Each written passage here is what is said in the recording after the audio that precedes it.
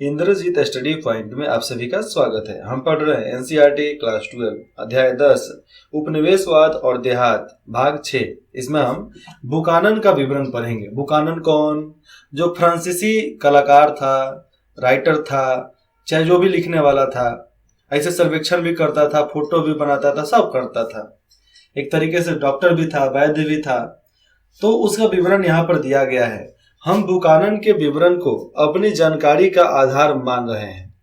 एक जानकारी उसके वजह से भी मिला है, लेकिन उसकी रिपोर्टों को पढ़ते समय हमें यह नहीं भूलना चाहिए कि वह ब्रिटिश ईस्ट इंडिया कंपनी का एक कर्मचारी था। सही बात है, हम क्यों भूलें। और उसकी यात्रा का खर्चा, किसकी यात्रा का? जब बुकानन घूमता था तो उसकी यात्राओं का खर्चा ईस्ट इंडिया कंपनी उठाती थी, क्योंकि उसे उन सूचनाओं की आवश्यकता थी जो बुकानन प्रत्याशी रूप से, अप्रत्याशित रूप से हो चाहे प्रत्याशित रूप से हो, इकट्ठी करता था। उसका इंफॉर्मेशन उनको चाहिए था।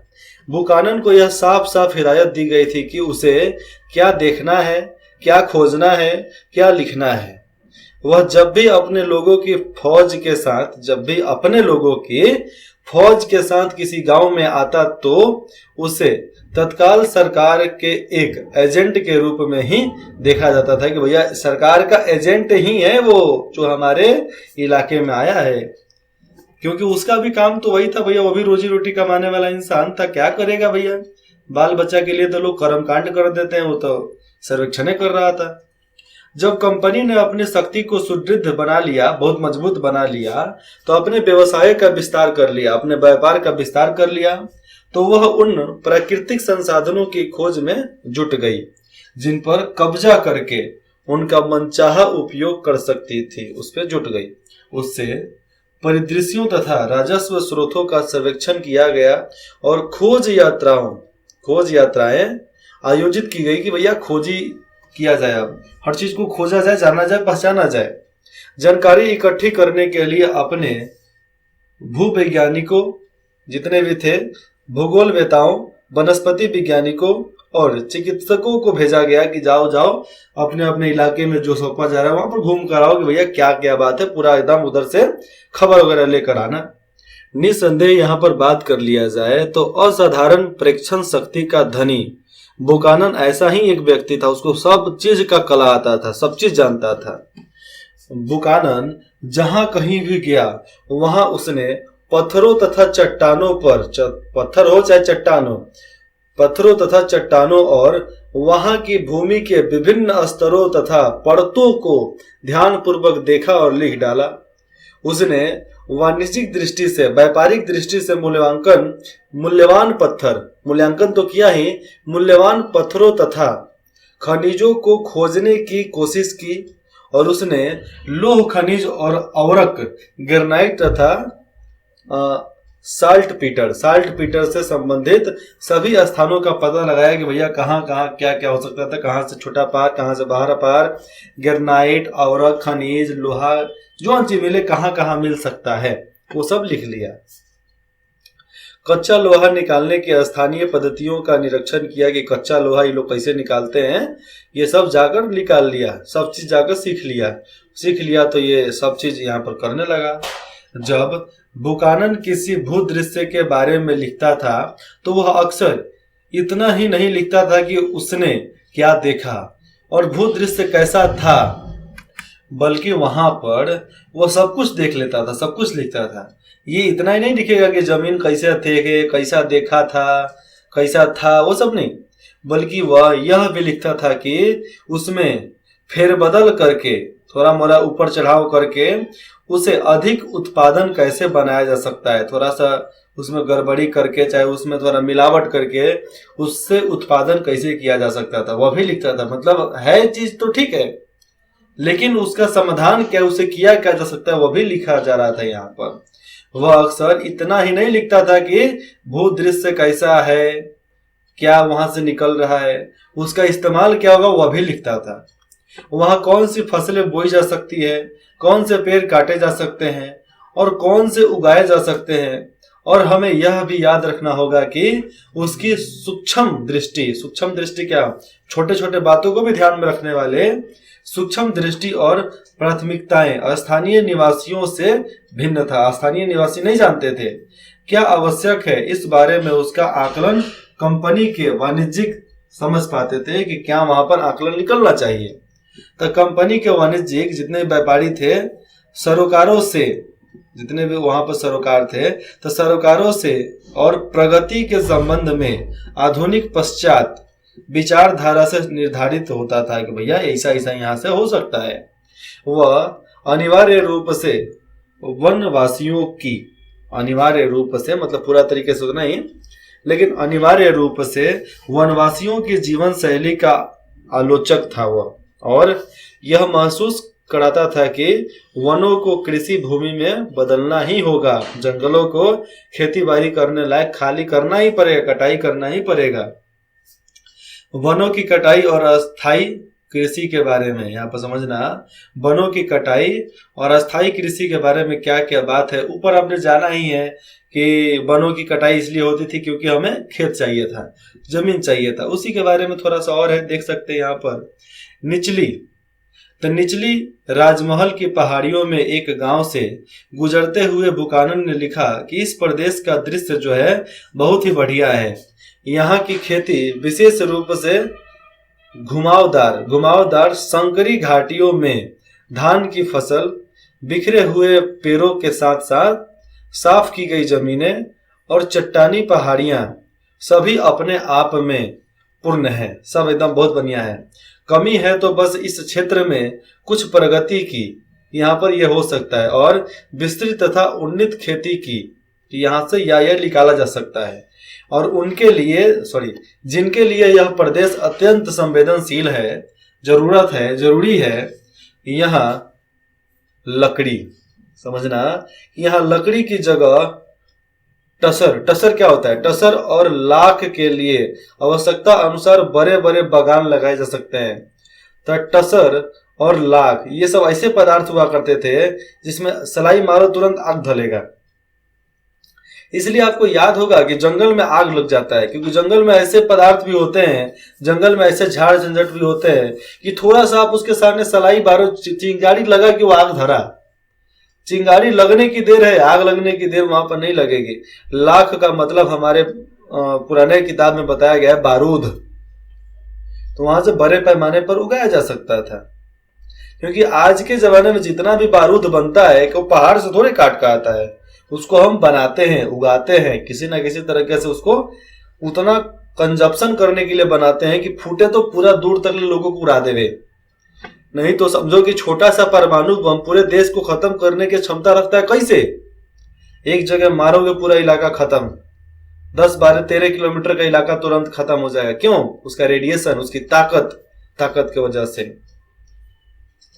बाकी जंगल को भी साफ किया जा सकता है, और जो भाग इस प्रयोजन के लिए उपयुक्त न हो वहां पनई तार और महुआ के पेड़ लगाए जा सकते हैं। पनई तार मतलब तरकुल का गाछ, महुआ के पेड़ जहां से हमें फल मिल सकता है, महुआ का रोटी, महुआ का पूरी, महुआ का महुआ का ताड़ी तो नहीं बोलेंगे उसको, शराब बोलेंगे।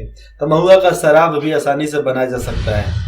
पहले के लोग बनाते थे महुआ का शराब, आम बात थी। तो आप देहात में होगे, करीब करीब आपका उम्र करीब 20 साल 25 साल के करीब में होगा, तो आपको पता है कि गांव में महुआ मीठा कैसे लोग बनाया करते हैं। आपको सब मालूम है कि गांव में जो रहता है उसका महुआ का सेवन तो करबे किया है। हम लोग खाते हैं महुआ का, क्या बना खाते हैं, पूरी बना खाते हैं, महुआ का रोटी बनाकर खाते हैं। ये आदत है बचपन से खाने की। हम लोग बीन जलाते थे, उसको चबा जाते थे, रास्ते में बीनेंगे, आधा रास्ते में चबा जाएंगे, लगता था कि पेट साफ हो जाएगा। और इतना हेल्दी चीज होता था वो कि खाने के बाद पेट गड़बड़ नहीं होगा आपका, एकदम पेट साफ दिमाग साफ। लेकिन आजकल के लोगों को मिल नहीं रहा है, सरकारें लगा नहीं रही है। नहीं तो सरकार लगाती, रोड पे जो चौराहे पर सब फालतू का पेड़ लगा दिया जाता है, उसमें आप महुआ का पेड़ लगाओ, पीपल का पेड़ लगाओ, गाड़ियों टक्कर मार देवे तो पेड़ को कुछ ना हो कि गाड़ी खत्म हो जाए पूरा। तो ये सब सोच समझ कर करना पड़ता है ना कि भैया हमें चाहिए क्या। सरकार को चाहिए मुनाफा, लोगों को चाहिए पैसा, धांधली, भ्रष्टाचार, नहीं चाहिए तो आप कर क्यों रहे हैं? अब आप करोगे तो आपको मिलेगा, जो करोगे वही पाओगे भैया। अच्छा करोगे अच्छा पाओगे, अच्छा मिलेगा। अब देखो बंबई के ढक्कन, मतलब बंबई का वैसा इलाका जो तेलंगाना से सटा हुआ है, तो देहात में विद्रोह बंबई ढक्कन, ठीक है। आप पढ़ चुके हैं कि औपनिवेशिक शासन जो था बंगाल के किसानों और जमींदारों और राजमहल, राजमहल कौन सा, उनका घर रहने वाला, तो राजमहल की पहाड़ियां और संस्थान लोगों के जीवन में किस प्रकार परिवर्तन आ रहा था, और राजमहल के करीब में जितने भी लोग रहा करते थे उनके जीवन में, संस्थान लोगों के जीवन में कैसे परिवर्तन आए थे। आइए अब हम पश्चिम भारत और पूर्ववर्ती अवधि पर दृष्टिपात करते हैं। समझो यहाँ पर पश्चिम भारत और पूर्ववर्ती अवधि पर, तो उसी के इलाके में अब यहाँ पर नजर डालते हैं और पता लगाए कि बंबई ढक्कन के देहाती क्षेत्र में क्या हो रहा था। बंबई के इलाके में, आज इसको मुंबई बोलते हैं, तो मुंबई बंबई दो चीज था। बंबई का ही नाम बदल कर मुंबई कर दिया गया है, और आज पूरा जितना भी मुंबई वाला इलाका है उसको महाराष्ट्र के नाम से जानते हैं, और चेन्नई का इलाका मद्रास के नाम से जानते हैं। तो मद्रास और महाराष्ट्र में अंतर होता है, इसमें कंफ्यूजन नहीं होने का।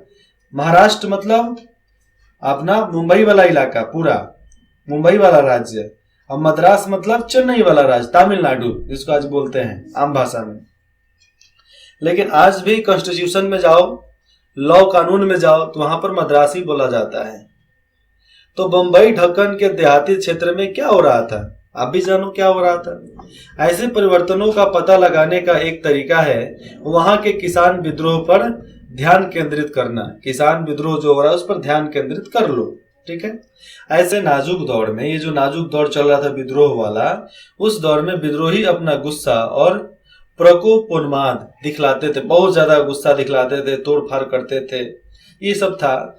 वे जिसे अन्याय और अपने दुख दर्द का कारण समझते थे उनके खिलाफ आवाज बुलंद करते थे। जो उनको दुख दर्द देता था, समझ लेंगे कि ये दुख दर्द दे रहा है, उसके खिलाफ आवाज उठाते थे।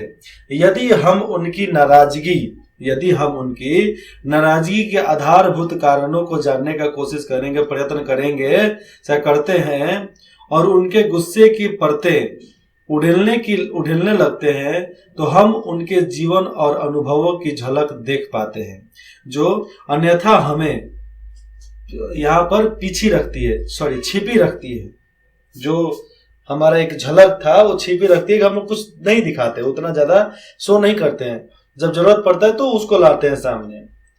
विद्रोहों के बारे में ऐसे अभिलेख भी यहाँ पर उपलब्ध होते हैं जो हमें हर किसी को नहीं बताया जा सकता है। इनका इतिहासकार अवलोकन कर सकते हैं।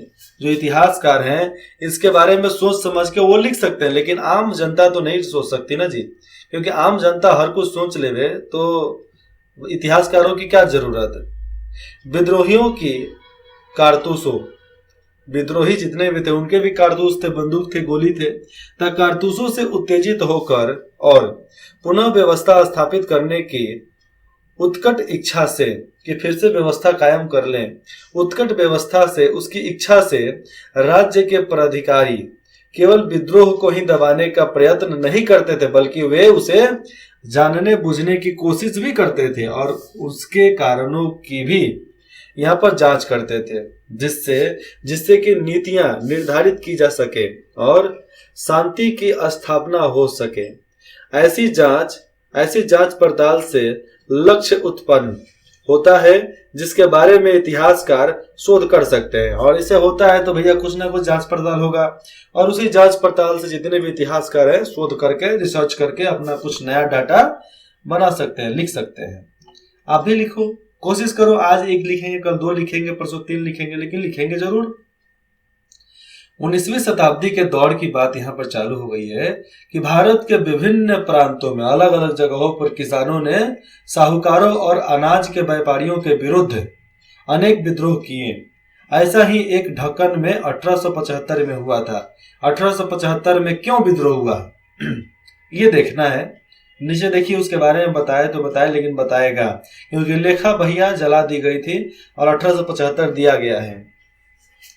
उसके पहले मैं उस दिन सुपा में क्या हुआ उसके बारे में बता दूं, तब इधर चलते हैं।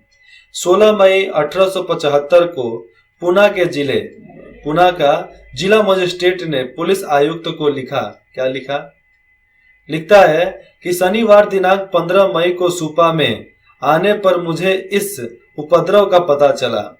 एक साहूकार का घर पूरी तरीके से जला दिया गया है, लगभग 1 दर्जन मकानों को तोड़ दिया गया है और उसमें घुसकर वहां के सारे सामान को आग लगा दी गई है। खाते पत्र, बॉन्ड, अनाज, देहाती कपड़ा सड़कों पर लाकर जला दिया गया है, सब चीज जला दिया गया है। खाता बही भी जला दिया गया, जहां राख के ढेर अब भी देखे जा सकते हैं। मुख्य कांस्टेबल ने 50 लोगों को गिरफ्तार किया। लगभग 2000 रुपए का चोरी का मामला छुड़ा लिया है। भैया ऐसा बात है। अनुमानतः यहाँ पर अनुमान लगाया जाता है कि 25,000 रुपए से अधिक की हानि हुई है और साहूकारों का दावा है कि 1 लाख रुपए से ज्यादा का नुकसान हुआ है।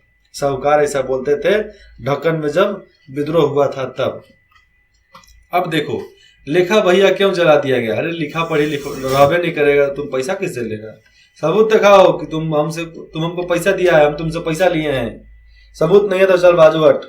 ऐसे साहूकार को लोग बोला करते थे। अरे संगठन में ताकत होता है रे भैया, औकात है किसी का मुंह खोल देने के लिए। आज 100 लोग खड़े होकर देख सकते हैं एक लड़का किसी को गोली मार के चला जाए। औकात है किसी को कि वहां पर चूक चाक कर देवे। नहीं करेंगे। क्यों नहीं करेंगे? क्योंकि उनके बहू बेटियों के साथ नहीं होता है, उनके बच्चों के साथ होता तो वो बोलते, लेकिन दूसरा कोई नहीं बोलता। इसीलिए आज जागरूक हो जाओ। कोई आंख उठाता है तो उसका आंख फोड़ डालो, लेकिन नहीं कर पाएंगे भैया। उसके लिए हिम्मत चाहिए, करेज चाहिए, लेकिन नहीं कर पाओगे। जहां भी बंदूक दिखे या आधे से ज्यादा क्या 98% लोग वहां से भाग जाएंगे। आंदोलन पुना, जिसको आज हम पुणे जिले के नाम से जानते हैं, तब पुणे जिले के एक बड़े गांव सुपा में शुरू हुआ था। किसमें? सुपा में शुरू हुआ था। सुपा का विपणन केंद्र मतलब मंडी था। मतलब सुपा वहां पर एक विपणन केंद्र था जिसको हम लोग मंडी बोलते थे, जहां अनेक व्यापारी और साहूकार रहते थे। 12 मई 1875 कब? 12 मई 1875 को आसपास के ग्रामीण इलाकों के रैयत, जिसको हम किसान बोलते हैं, इकट्ठे हो गए और उन्होंने साहूकारों से उनके बही खातों और ऋण बंधों, जितना भी उसका ब्यौरा था, डाटा लिखा हुआ, तो ऋण बंधों की मांग करते हुए उन पर हमला बोल देते हैं कि चल भैया दे दे, नहीं तो मार के मुआ देंगे। उन्होंने उनके बही खाते जला दिए, अनाज की दुकानें लूट ली और कुछ मामलों में तो साहूकारों के घर को भी आग लगा दिया गया। सबके लिए नहीं, जो बहुत सारा क्रूर आदमी था उसके घर में आग लगा दिया गया था। पुणे से यह विद्रोह अहमदनगर में फैल गया। अहमदनगर किधर? उसी के इलाके में फैल गया, नीचे के इलाके में। फिर अगले 2 महीने में यहाँ और भी अलग आग फैल गई, बहुत ज्यादा आग फैल गई और 6,500 वर्ग किलोमीटर का इलाका इनके चपेट में आ गया था। 30 से अधिक गांव इससे कुप्रभावित हुए थे। सब जगह विद्रोह का रूप एक समान नहीं था। साहूकारों पर हमला किया गया, बही खाते जला दिए गए, ऋण बंधे नष्ट कर दिया गया, डाटा कॉपी नष्ट कर दिया गया। किसानों के हमलों से घबराकर साहूकार गांव छोड़कर भाग गए, दूसरे गांव में भाग गए। अधिकतर मामलों में वे अपनी संपत्ति और धन दौलत भी वहीं पीछे छोड़कर भाग गए। अरे जान बचे तो लाखों पाए, छोड़ के पैसा जान बचावे, बस काम खत्म। जान रही तो लाखों पाए, इसके अलावा क्या चाहिए जी। जब विद्रोह फैला तो ब्रिटिश अधिकारियों की आंखों के सामने 1857 का गदर दृश्य सामने आया कि भैया कितना ज्यादा तहस नहस कर दिए थे हिंदुस्तान के लोग, जिसको हम अध्याय 11 में पढ़ चुके हैं। किसमें? अध्याय 11 किसमें? हम 11वीं में पढ़े हैं, लेकिन अध्याय 11 इसी के बुक का विद्रोही और राज्य जब हम पढ़ेंगे तब हमें समझ में आएगा कि क्या क्या कैसे कैसे हुआ था। विद्रोही किसानों के गांव में पुलिस थाने स्थापित किए गए, जहां पर विद्रोह हुआ थाना बैठा दिया गया। जल्दी से सेनाएं बुला ली गई थी। 95 व्यक्तियों को गिरफ्तार कर लिया गया और उनमें से बहुतों को दंडित भी किया गया, लेकिन देहात को काबू करने में कई महीने लग गए, क्योंकि भैया देहात बहुत खराब चीज होता है। देहात में अगर लोगों को मन में बैठ गया ना कि ये गलत है, तो गलत ही है। आप लाख प्रयास कर लो, आप सही नहीं हो सकते उनके नजरों में। लेकिन सही है तो कोई लाख प्रयास कर ले तो गलत जल्दी नहीं ठहरा सकते। लेकिन आपकी कायरता देख लिए तो जल्दी। देखो, गांव के लोग बहुत मासूम सा होते हैं, इतना मासूम होते हैं कि चंद पैसे के लिए आपस में झगड़ कर मर जाते हैं। अब इनकी मासूमियत के बारे में हम क्या बताएं, आप गांव में रहते हो तो पता ही होगा, गांव के बारे में जानते हो तो पता ही होगा कि पटीदार लोग कितना जलते हैं, पड़ोसन लोग कैसे जलते हैं। इसीलिए बोलते हैं रिस्क लो। अगर रिस्क में पास, परिवार खुश। अगर रिस्क में फेल, तो पटीदार तो हिले हैं, पटीदार और पड़ोसन तो हिले हैं खुश होने के लिए। चलो, किसी का तो खुशी सामने देखने को मिलता है ना जी। रैयत और साहूकार शीर्षक नामक निम्नलिखित रिपोर्ट यहाँ पर 6 जून 1876 के नेटिव ओपिनियन नामक एक समाचार पत्र में छापी गई थी और उसे मुंबई के नेटिव न्यूज पेपर्स की रिपोर्ट में यथावत उद्धृत कर दिया गया, मतलब उसमें छाप दिया गया। हिंदी अनुवाद भी उसमें प्रस्तुत था कि भैया हिंदी में भी लोग पढ़ सकते हैं। वे रैयत सर्वप्रथम अपने गांव की सीमाओं पर यह देखने के लिए जासूसी करते थे कि क्या कोई सरकारी अधिकारी आ रहा है, और अपराधियों को समय रहते उनके आने की सूचना दे देते थे। गांव के दूर रहेंगे, आने से पहले सूचना मिल जाता था। फिर वे एक झुंड बनाकर अपने ऋणदाताओं के घर जाते थे और उनसे अनेक ऋण पत्र और अन्य दस्तावेज मांगते थे, और इनकार करने पर ऋणदाताओं पर, जो ऋण देता था, ऋणदाताओं पर हमला करके छीन लेते थे। यदि ऐसी किसी घटना के समय कोई सरकारी अधिकारी उन गांव की ओर आता हुआ दिखाई देता था, तो गुप्तचर, जो सामने गांव के बाहर है, गुप्तचर अपराधियों को इसकी खबर पहुंचा दिया करते थे। जितने भी गुप्तचर थे अपराधियों के पास खबर दे देंगे कि भैया आ रहा है, कोई ना कोई आ रहा है इधर, और अपराधी समय रहते ही तितर बितर हो जाते थे, भाग जाते थे। अब भाग जाएंगे तो जंगल में कौन पकड़ेगा, किसकी हिम्मत जो जंगल में पकड़ लेवे। और जंगल में किसी को जल्दी पकड़ा भी नहीं जा सकता है। ऋण पत्र और दस्तावेज क्यों जलाए गए? बोरिंग फील नहीं हो रहा है? चलो, यहाँ पर हमें बताना है कि लोगों को कर्ज क्यों लेना चाहिए, ऋण पत्र और दस्तावेज क्यों जलाए गए, सवाल है।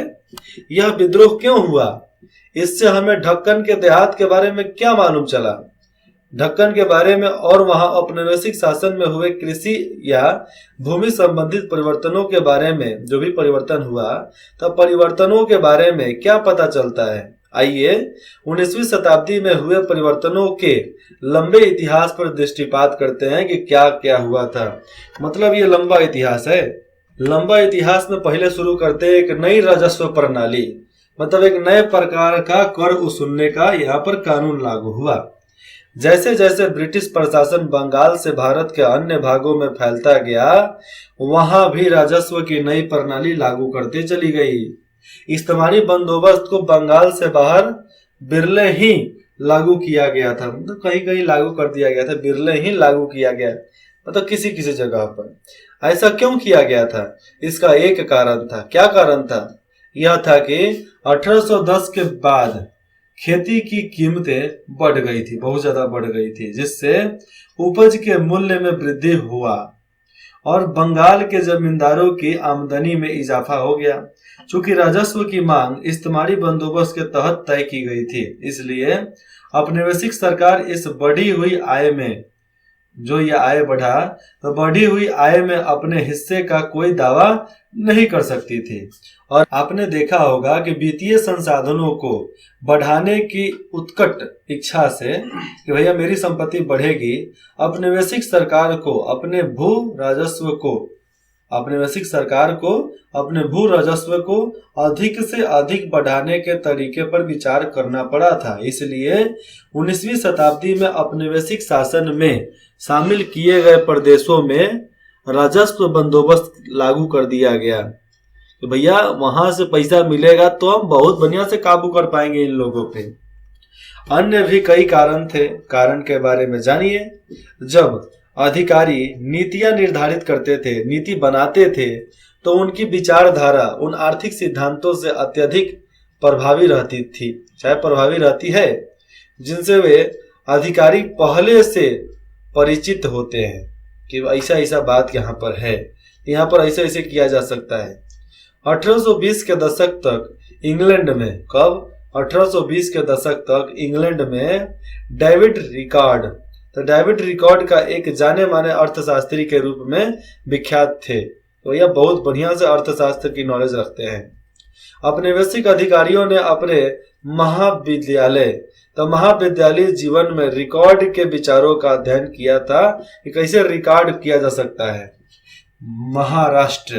महाराष्ट्र पूरा इलाका, तो महाराष्ट्र में जब ब्रिटिश अधिकारियों ने 1820 के दशक में प्रारंभिक बंदोबस्त की शर्तें करने का काम यहाँ पर हाथ में लिया, तो वे इन्हीं में से कुछ विचारों के अनुसार कार्रवाई करने लगे थे।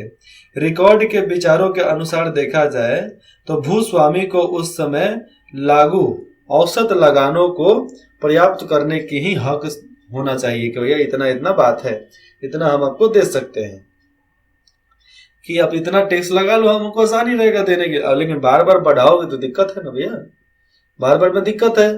ये सरकार से ये लोग बोलते थे कि बार बार में दिक्कत है। जब भूमि से औसत लगान से अधिक प्राप्ति होने लगे तो भूस्वामियों को अधिशेष आय होगी, मतलब बहुत ज्यादा कमाई होगी, मतलब एक सीमा तय हो जाए तो अवशेष आय होगी जिस पर सरकार को कर लगाने की आवश्यकता होगी। मतलब एक कमाई इनका हो जाएगा तो उस पर कर लगाओ, लेकिन उसको सीमित में कर लगाओ। ऐसा नहीं कि जो कमाई हम 50% दे देंगे। यदि बात यहाँ पर साफ है कि यदि कर नहीं लगाया गया तो किसान किराएजीवी क्या मतलब काम करके पैसा लेना, तो किराएजीवी में बदल जाएंगे और उनकी अधिशेष आय का भूमि के सुधार में उत्पादक रीति से निवेश नहीं होगा। अगर वो लोग काम करने लगे, पैसा ले काम करने लगे, तो टैक्स नहीं मिलेगा तो भैया इनके लिए सुधार नहीं किया जा सकता है। सुधार कब नहीं होगा? जब उस पर निवेश नहीं करेंगे। तो भारत में अनेक ब्रिटिश अधिकारियों ने सोचा कि बंगाल के इतिहास ने रिकॉर्ड के सिद्धांत की पुष्टि कर दी है। वहां जमींदार लोग किरायाजीवियों के रूप में बदल गए। प्रतीत हुआ कि क्योंकि उन्होंने अपनी जमीनें पट्टे पर दे दी थी, किराए पर दे दी थी। किसको? बड़े मालिक को। किराए की आमदनी पर निर्भर रहते थे, किराया का आमदनी मिलेगा तो हम कर लेंगे कुछ ना कुछ। इसलिए ब्रिटिश अधिकारियों के विस्तार, चाहे उनके विचार से अब यह आवश्यक था कि एक भिन्न राजस्व प्रणाली अपनाई गई थी, कि अलग प्रकार की राजस्व प्रणाली लागू कर दिया जाए। यहाँ पे जो राजस्व प्रणाली बंबई ढक्कन में लागू की गई थी उसे रैयतवारी कहा जाता है। रैयतवारी कानून किसे कहते हैं? तब बोल देना, यहाँ पर लिखना डायरेक्ट कि राजस्व प्रणाली बंबई ढक्कन में लागू की गई उसे रैयत कहा जाता है, रैयतवारी कहा जाता है। सिंपल सा आंसर है। बंगाल में लागू की गई प्रणाली के विपरीत, इस प्रणाली मतलब कोई कानून, तो इस प्रणाली के अंतर्गत राजस्व की राशि सीधे रैयत के साथ तय की जाती थी कि भैया आपको इतना देना है, कोई मालिक वगैरह बिचौलिया नहीं। विभिन्न प्रकार की भूमि से होने वाली औसत आय